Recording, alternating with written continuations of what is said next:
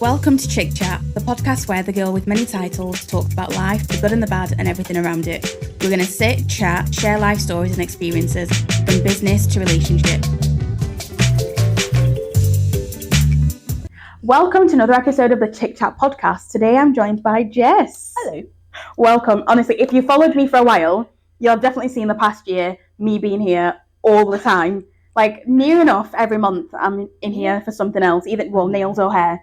But I'm really excited to have you on because, one, you're such a massive part of my life now. Oh. Two, even more because G found you. Yeah. Which to me is also incredible. And that kind of like, especially now doing the whole soft life stuff, I think that's incredible. But also, it's also nice to have a black woman in Northern Ireland that runs a business and gets it and is around the same age and runs a business not because they didn't have a choice, like it's something that you've wanted to do, if that makes sense. So I'll let you introduce yourself. What do you do? I'm Jessica Rutherford, and I'm a hairdresser, an Afro hairdresser. I specialize in Afro hair, and on my normal day, I work as a human resource personnel. But hairdressing is a massive point of my life, and it's one thing I enjoy. So yeah. Love it.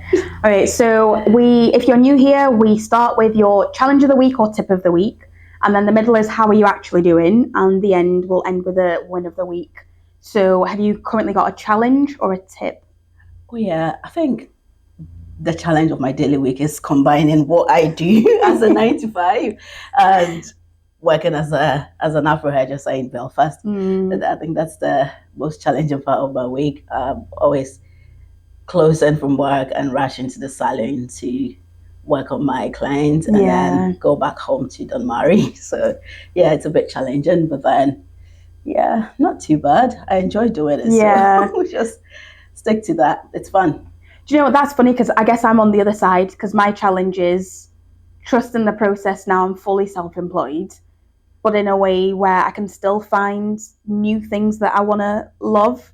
And doing like that balance, because I think I'm so used to balancing loads of things, but I'm also now starting to figure out my life is whatever I want it to be. Do I want to be a golf girly? Do I want to be last week we went and played pool. I'm trying to learn just new skills, new things. So I don't know how to play pool. I'm not great, I can't lie. But I think mine is the challenge of being full-time now is self-employed is great, but also what else does life have to give that this is working and I can trust the process? Yeah. It's weird. Okay, so you told us you're an Afro hairdresser. How did you start? Obviously, I know loads about your life, so I also need to ask these questions in a way that's not assuming. So give us a background of like where you grew up, how you got into hair, and how you've ended up in Northern Ireland. So I grew up in Ghana, born and bred, proudly Ghanaian, and I fell in love and relocated to the UK. Cute. I know. And then my journey into hairdressing, I think it was more of a hobby. I keep saying that. It was more of a hobby. Funny enough, my mom actually went to get trained for hairdressing, but never practiced it. As if? Yeah. My mom is a trained hairdresser, but never practiced it. And growing up, I just loved doing hair. I just loved playing with people's hair. I just loved like having my fingers in people's hair. So there was this woman that used to live close by where my house was in Ghana, and she had this small salon. So I'd always go there. She's called Sister Lizzie. I'd always go there and help her in doing hair. I'll be like, oh, can I do the hair wash? Can I do that? And sometimes she'd say, oh, you don't have to because you're not trained to do that in case anything happens. And I was like, how about you train me to do it? I don't mind, because I could sit a whole hour or two over there doing nothing. So she started training me. And then she would give me a doll, like a very cute doll to work on and stuff like that. That was when I was in high school. But then over time, when I went to uni, I would come back and actually send her links and stuff from YouTube and be like, oh, Stalisa, you need to learn how to do this. You need to do this. Like, it'll be good for your client. Oh, I saw this new style. It's something that's trendy. You can. So she was like, have you ever considered being a hairdresser? Yeah. And in Africa, you can't go from uni to a hairdresser. Yeah. So I was like, oh no. And not for me. Not for me. I just love it. It's not for me. But then I would always go there to help her do something.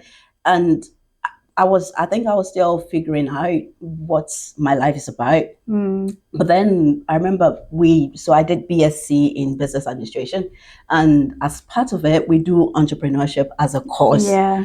And we were asked to draw a business plan, which my team did draw a plan for like a coffee shop. But then I drew a personal one for a hair salon. Yeah. And then I took it to my head of department and I was like, can you just have a look at this? And he called me back, was like, is this something you've sat and thought of over and over? Because with the projections I'm seeing, if you're doing it, and I centered it in my town where I grew up. So where I grew up, it had lots of salons, but then they were like small container salons. Yeah. They were like limited ones. Yeah. So he saw the bigger picture of where I have everything in one space where people can come and get what they need in one spot without having to go anywhere. Yeah. And he was like, if you've ever planned to do this, I would advise you to go ahead. Yeah. But it's all up to you. Fast forward, I started doing my national service. So we do national service in Africa. You serve the government for a year. Luckily, I didn't have to do, thank God. Good for you. Oh. You serve the government for a year for peanuts. Yeah. And you literally need to rent a place to stay if you're not lucky and you're posted somewhere far away from home. So I was in the office one of these days and I just went like, I need to do this thing because I wasn't even happy doing what I was doing then. I was like, I need some kind of excitement in my life. And I like doing this thing. So I just got up. I told my manager then, I'll be back in about 30 minutes. And she was like, okay. I got up, went straight to the business registration office. Oh, wow. Yeah. Registered. I asked the man, I want to register a business. How much does it cost? And he told me the figure. I was like, it was 100 and something then. I was like, yes, I want to register a business. Just like, have you started the business? Do you have a business? I was like, no, I just want to register a business. He's like, okay. He registered the business with my documents, my ID cards and stuff like that. And he was like, where are you going to? I said, hair salon. Okay. Are you a hairdresser? I said, no, I will be at one point. He registered the business. I went, and that was the most exciting day of my life. It was 4th August 2017 or 2016. I don't remember, but that was the most exciting day of my life. I felt so happy. And then went back to the office and I just told my manager, I'm going to start my own business. He's like, what do you mean? So random. I'm going to start my own business. And he was like, okay. That told me I just went to register my business and that's my documents. I'm just going to wait for my business certificate. I was like, okay. So after that, after the service, apparently they had decided to keep me. And so I just went like, no, I'm just going to go home and start my own business. And I called my dad and I was like, I'm not sure I'm going to do this job. I'm just going to go home and do my business. Like, what business? Like, hairdressing? Like, no, you're not. You can't go to school and become a hairdresser. I was like, yeah, it would be. So I moved back home after national service and my dad has like a block of shops for rent. So I just went in one, looked for somebody, and I was like, how can you convert this whole space into a salon? And he was like, why? It's like, yeah, I need it. And I told my dad, I'm going to convert one of your shops into a salon. He's like, you dare not. It's like, I will. And I'm the first child, so I'm a bit persuasive, I'm a bit daring, I'm a bit stubborn. Especially with a dad. Yeah, especially with a dad. And I was named after his mom, so I take advantage of it. So I was like, yeah, I'm going to do it. And I was like, can you help me financially? He's like, no, I won't. And it wasn't because he didn't want. He wanted me to focus on my career in human resource. Because, in Africa, you grow up and they have your life planned. So he was like, oh, you'll be out of school, get a job. And he wanted me to either work in the mines because he worked there all his life or work where I was doing my national service, which was a very reputable organization, the Port and Harbours Authority. So and I was like, no, I'm not doing any of them. So for like a few months, he wouldn't talk to me. He was like, no, this is not the plan I have for you. So I just sat him down. I was like, just give me 4 years. If I don't succeed, I'll go back to school or find a job or just make me marry, whatever. But just give me 4 years and let's see how it goes. And I got myself enrolled to get the training into hairdressing. And I think it lasted, because I had the basics as well, it lasted for like a year. Wow. And it's actually longer than I thought. Yeah, it lasted. Oh, back home they do for like 3 years. Jeez. Unless you're smart enough to, unless you're smart enough to like beat it. But they do it for 3 years. It's 3 full year apprenticeship. That's what they call it. So I did it for a year, and then with a few help as well, I did like online trainings with like very good hairdressers from braiders, not hairdressers, braiders from braiders and locticians from the USA. I did trainings with them as well, and I started the shop from there.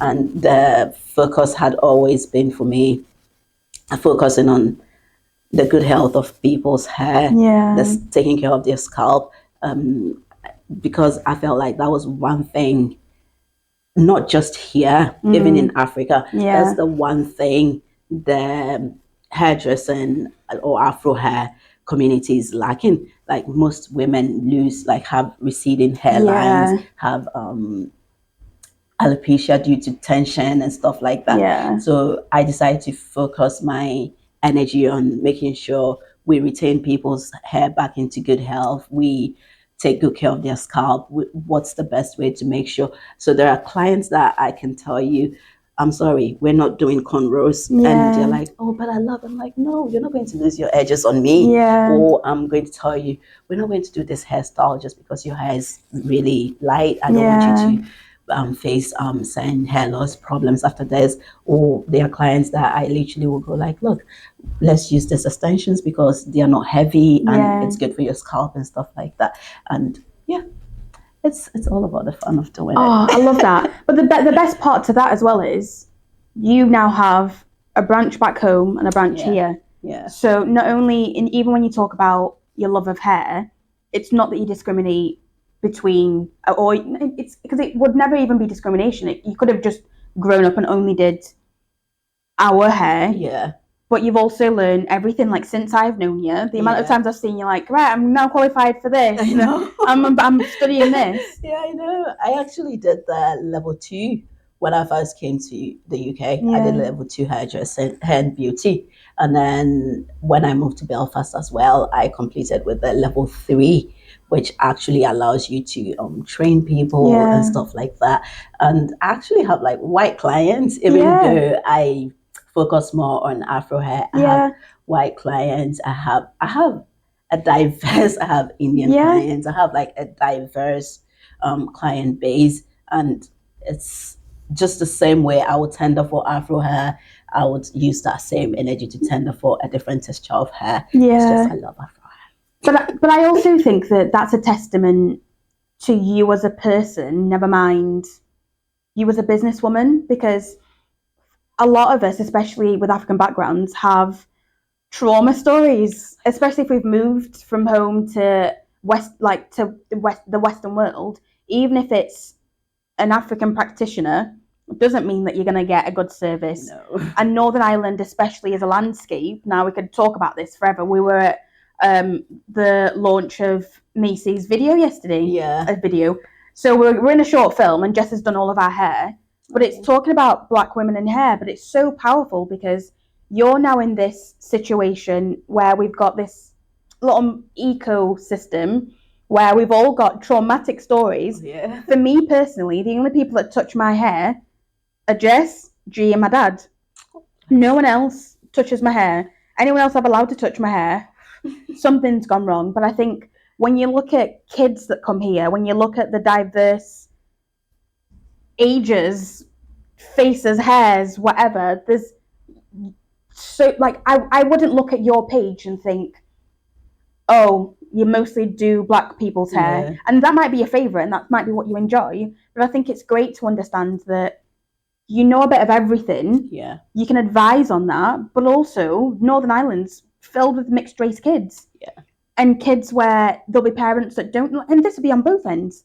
Because before my niece, I wouldn't have known how to deal with that type of hair. I didn't even know how to deal with my hair when I cut it off. So I think even just have someone that you can trust where you know that, one, you know a bit of everything. Two, you do touch different types of hair. But three, you love what you do. Yeah. Like, that's incredible. Like, how have you found that here? That's right. No, to be honest, I keep saying one of the main reasons I moved to Northern Ireland was a client. So when I was in England, I had a client that used to come from Antrim to do her hair, and I would always ask her. She had a cousin in England, so I thought she would come and visit her, and I used to do her cousin's hair. So I was thinking probably that's it. But then one day she was like, "Oh, I'm actually going back." I was like, "So do you always go back when you come?" She's like, "Yeah, I just come to get my hair done. Sometimes my sister is even at work." Oh. I was like, "What?" So I then got into the conversation of asking her, "Why do you come all the way from Northern Ireland to do your hair here?" And she said, "You will understand if you ever visit Northern Ireland."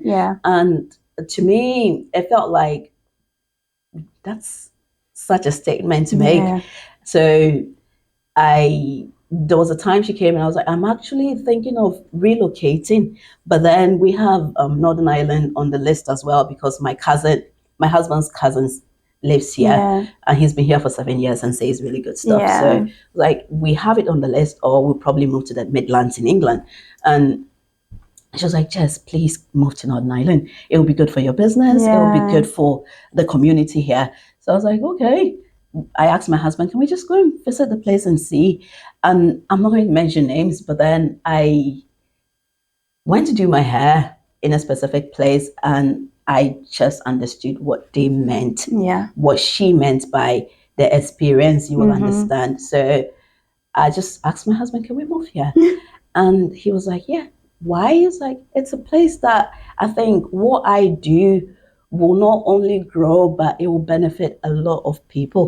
Because there is no way in hell I will sit you down without detangling your hair if it needs detangling, or without blow drying your hair if it needs to be blow dry. Whereas in places I've been, when I had my surgery, I couldn't do my own hair because I always do my own hair. And I booked with somebody off Instagram. I was like, "Yeah, I'm just going to get my hair done."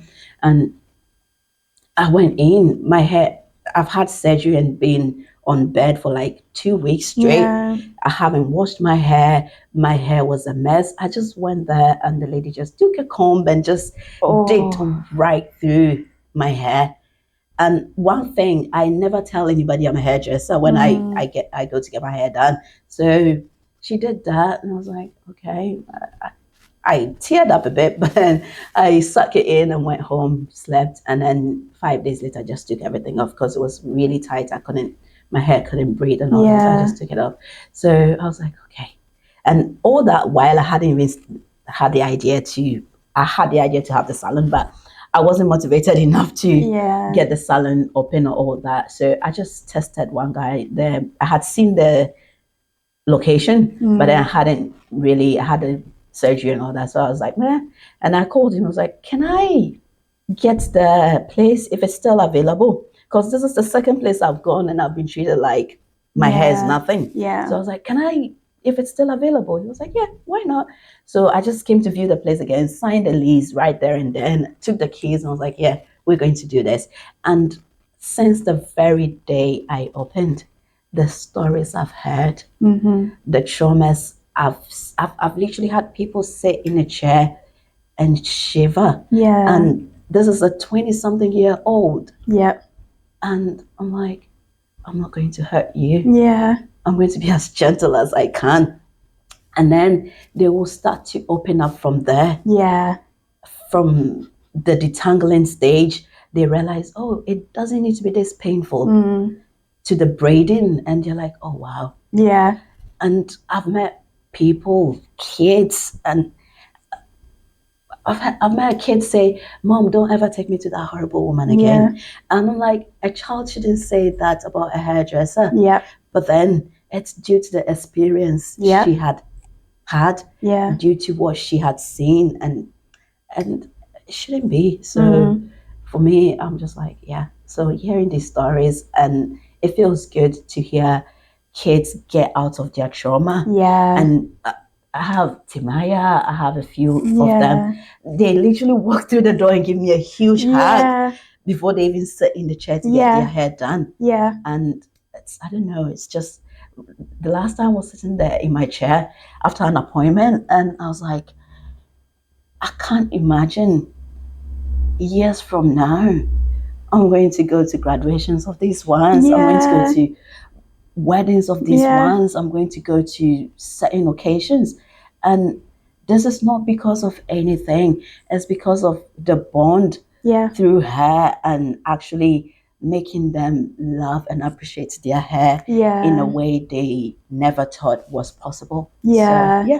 Do you know what? That's also so wild, because when I look at like my experience here and my experience growing up, I think I didn't realize how powerful hair was. Yeah. Like you said, my first experience in here, so G found you, you hadn't even opened actually. So we started talking and looking at each other's TikToks and Instagrams and whatever before I even got to come in here. And my first hair appointment was on opening day. Oh, yeah. But as soon as I walked out, I called my mum and I was like, I've just had my hair done.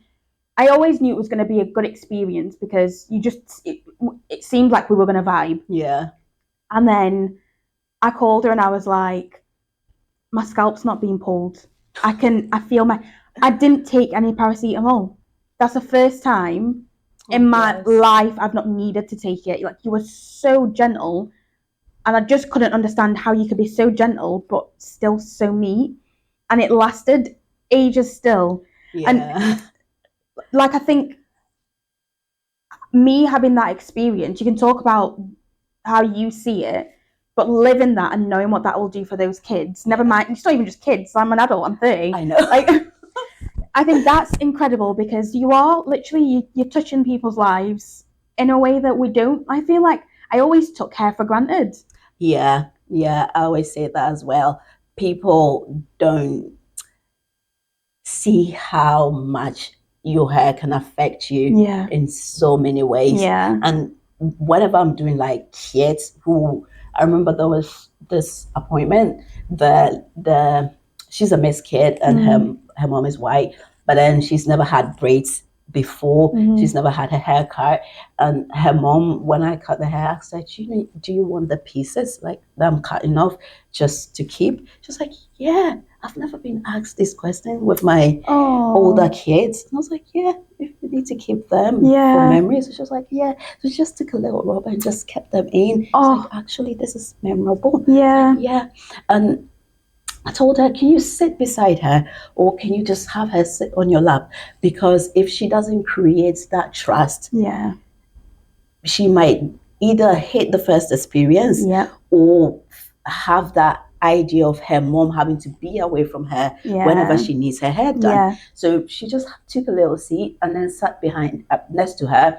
We did the hair, and then for a moment she was like, I'm going to go out to do something. And she went to the door, do what she needed to do, came back, and gradually we built that trust where she gets to understand it doesn't need to be painful. Yeah. Mom is not going to be that away from you. Because I know in some salons there's literally no space for the mom to even sit next to her to create that bond. So you need to have that idea. She needed to have that idea. You're safe.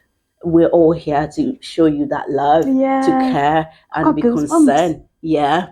And her mom was so shocked. She was like, I've never had this experience with the older ones. Well, I'm going to bring all of them in. I was like, yeah. Because I've been in here before and seen mums that sit, like, there was one day a mum was sat working whilst I was getting my hair done. Oh, yeah. And her daughter was, and the other kids were just playing away in the car and games and whatever. But I think I'd not even thought about it in that.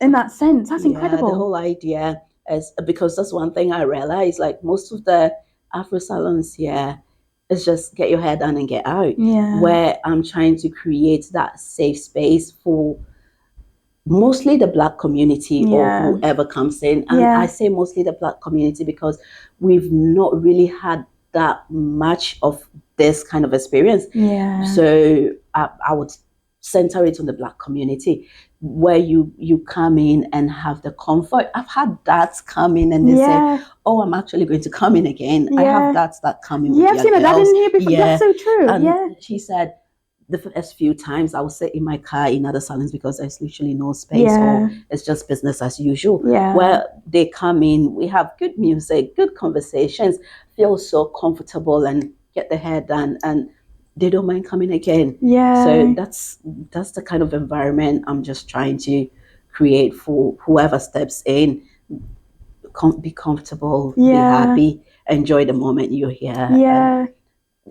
Even if you don't come back, you will never get over that moment. And I love that. And to be fair, that kind of leads us because I'm going to have to rush us, but I'd like to link how you're feeling mentally and generally also with, I guess, the experience of being here, because no matter what, being a business owner, there are ups and downs. But how's it going? Yeah, it can get overwhelming. I remember telling you about my accountant earlier. No, it can really get overwhelming sometimes. Especially for me, it's mostly my bills. Especially when it comes to this business, you don't have a fixed income coming in. There are days that are very good. There are days that are very bad. Like January, February. Now I've realized January, February is the worst. So I need to prepare. But January, February can get really bad.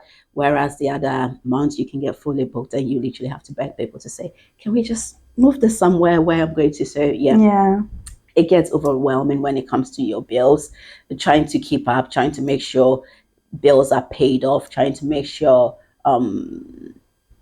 at the end of the month you have something to take home as well, and also trying to work your prices in a way that it can find a balance, because it's you need to work prices where you can make profit, you can pay off your bills, and in the same time people can afford. It's a very thin line, and I'm not even going to say this much. Like I keep saying, most people do home services and charge less, and people expect you to charge exactly the same amount. And I'm like, you're not paying for heating. I've seen people literally cold in somebody's house and getting their hair done. You stay for 12 hours before your hair's done because she needs to cook, she needs to do that, she needs to do that. And you get heating, you get a comfortable environment, you get your hair prepped, everything ready, all those stuff. And you do not expect me to charge you the same way you go and sit in somebody's corner to get your hair done. So people do not understand the difference between the two. And aside that, for instance, these places, you don't get your hair blow dried, you don't get your hair detangled, you don't get all these done for you. And you come in, there are people there's some hair that I wouldn't charge you for detangling because it will take me 5 minutes to do. And if it's going to go beyond 5 minutes, we'll definitely charge you. But you cannot compare the two and say, oh, because she's charging me, let's say 90 quid, you should charge me 90 as well.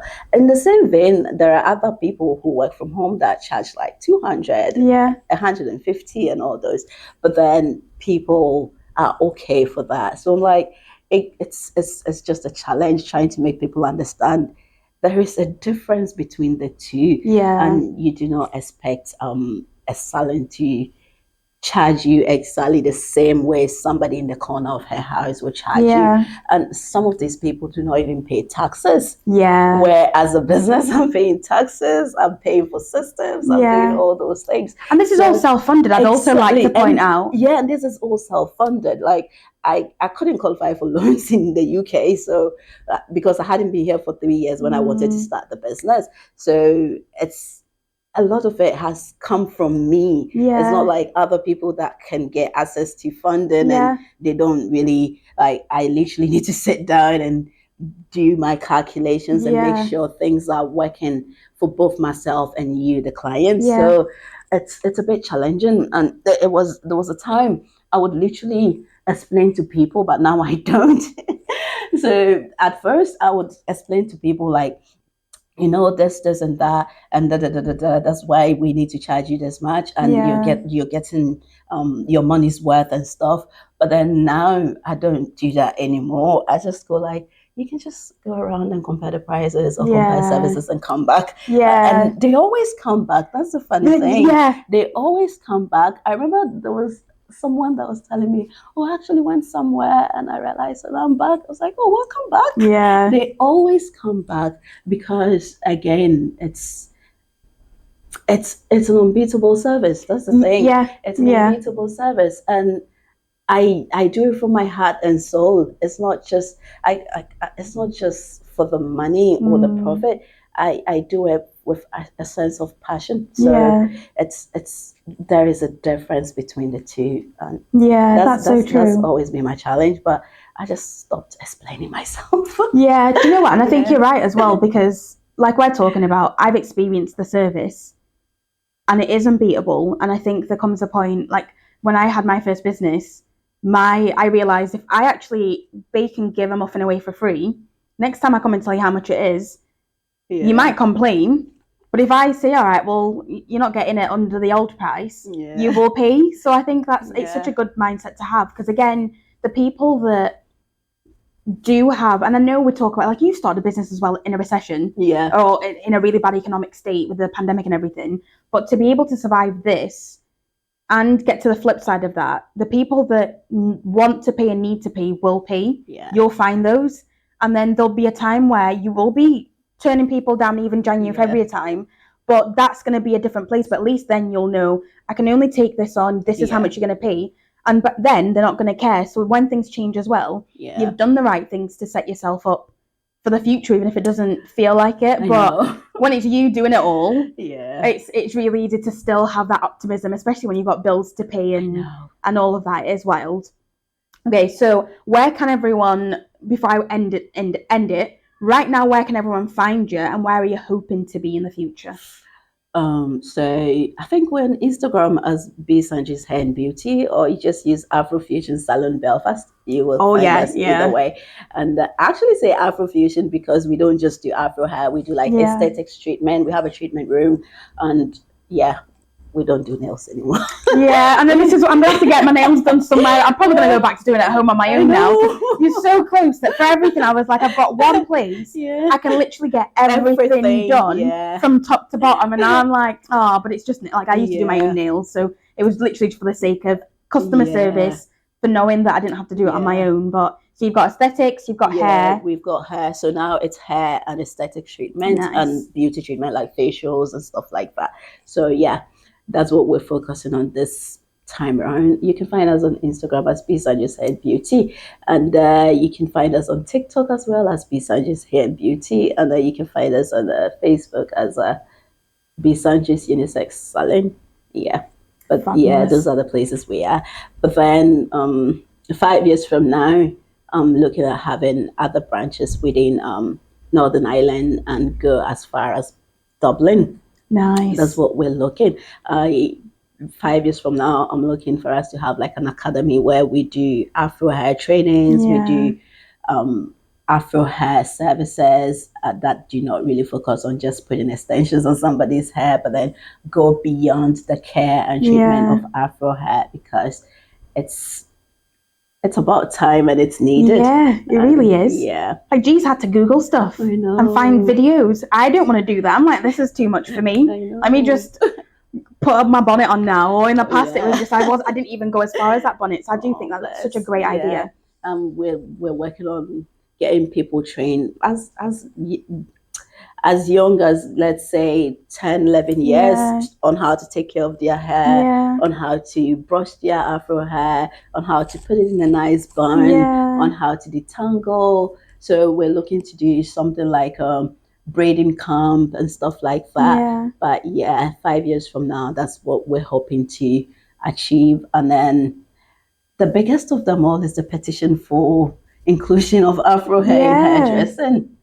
I really hope 50 years from now, when I'm 70, no matter how long it takes, I will sit in my chair and hear in the news that the UK in general, or even part of the UK, has Afro hair as part of their hairdressing Yeah. curriculum, because it's sad where we live in the day of civilization, but then people can say, "Oh, I'm sorry, we don't do this kind of hair," and you can imagine a child's face being told that. Yeah. Even an adult is not a good feeling, Yeah. and talk of a child. So I hope years from now, that's something that can actually come to pass, and will be the happiest day of my life. Yeah. And is the petition still live? Yeah, so we currently have like 250 something. When you were really looking, because when I looked, I think it said like you were looking for 100 people. Yeah, so what it does is it keeps extending the margin. So if you go over a milestone, it will then extend. So it started off with 100, and when we were able to get 100, it moved to 200, and now that we have 200 over 200, it has moved to 500. Nice. So it just keeps. But then hopefully, and I've got the Education Service of UK and a few other bodies already tagged on, so the petition goes straight to them to see what's happening. So hopefully that'll be the biggest, the happiest day of my life if that ever happens, because it's sad when it happens. When it happens, because it's sad to like do a whole hairdressing course and you have nothing that relates to you. Even that is mental. It is, isn't it? Yeah, you have nothing that relates to you. So you finish with a course, but then you literally have to push the knowledge you have from doing other types of hair into doing Afro hair. Yeah. Which, it is crazy. Yeah, I'm like, every hair is not the same. I'm sorry, but you can just brush off a type of hair and that's it. Yeah. Whereas Afro hair, you literally need to detangle. You literally need to comb. You need to section. You need to do a whole lot. Yeah. So it's I don't know. I would be very happy to see that come to pass one day. Yeah, honestly, it would be incredible because you even reminded me. Like I've worked on sets and like done modeling or something else where people are wanting to be inclusive, and then you turn up. There's no one that I always know. No one can do my hair, but makeup. Yeah. I once had an experience where someone did my makeup because they looked like at least I'd done a bit of research. I was like, give you the benefit of the doubt. The colour match was so bad, and you know when you're like, I just feel really bad. Like, how do I even say this now? Like they thought, oh, this looks great, but you know when you're like, I just look so washed out. I know. And so even just know that we can. Like Belfast is so multicultural now, and it is growing more and more. So it's a great time to be growing in business, but also when you see the opportunities and you go, for the sake of you being here, very much like you're the one that's pushing this. So to know that anything hair and beauty, it's you that will be linked to everything. I think that's what's really exciting for me, and I'm so glad I met you when I did, because I get to see all of this stuff unfold, but also from a place of pride and being like, I've also got to champion someone that I've had such a good experience overall, not even just the little micro bits of me coming in, but what's that going to be? Like I was saying to you earlier, my niece, I feel comfortable when she's here, bring her here to get her hair done. And she lives in England where people can do hair. So even then, I think there's just a piece that's so important to us as Black women in general, that I love what you're doing for the community, for self-love, for self-care, for us, because no one thinks about us. I know. Actually, we're going to have this event come on in June somewhere. Oh, yeah. About to have like an Afro hair forum and subsequently have like an Afro hair exhibition. Yeah.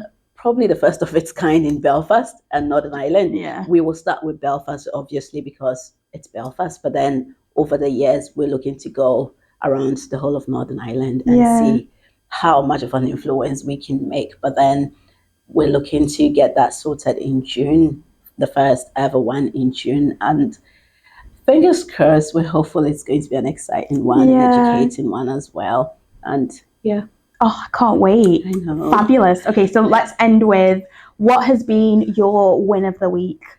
I think my win of the week has been when, Macmillan is doing, Macmillan is doing this new program for beauty. They call it beauty support. So Oh, they're trying to get Afro hairdressers to get trained on how to help Black women with cancer, and how to communicate it when they come to the that's salon. amazing. Yeah, because people talk to their hairdressers more than their husbands and their therapists and all that. So they are looking to do that.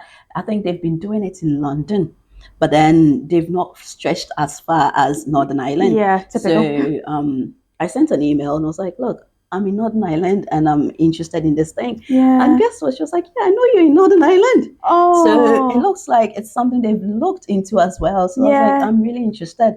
I have this huge passion for Afro hair and Black women and their hair and all that. And I would love to be a part of this. So she was like, yeah, I'll give you a call on Thursday. That's incredible. We talk about it and we see how it goes. So that's actually my win of the week. And I'm excited to be a part of that as well. So yeah. I love that. Do you know what? You've actually, because I had a totally different win of the week. My win of the week actually now is realizing that God really has a plan. And when you don't see things coming together and you don't know why sometimes doors close so other things can happen. Yeah. And we've had conversations today and even just talking about this where I'm going, like I was reading the stat that women that have cancer, their partners leave. Most of them, I think the stat was really high, versus women stay in when they hear the partner has cancer. Yeah. So knowing that cancer's affected my life and family members, to have that level of love, self-care, someone in your corner that will make you feel human, will make you feel seen, heard, loved, that's incredible. And those are the things you remind me of my passion for helping people, which is really nice. I think whenever things get really difficult, you forget. In business, it's all right, I need to pay the bills. But actually, when you get to give back and you get to change someone's life, even if it's only in a little way, that's incredible. So, thank you so much for being on. You've got a hair appointment now. Leave. But I'll link everything below in the comments, from the petition, where to find you, the exhibit, and everything that if and when you put anything on. We'll do all of that, and we are definitely doing a part 2 to this, because there's so much else outside of hair and growing up in Africa and being the older sister and all that I want to talk about. But thank you so much for joining me. Thank you for having me. Such an honor. Thank you. Thanks. All right, see you next time. All right, bye.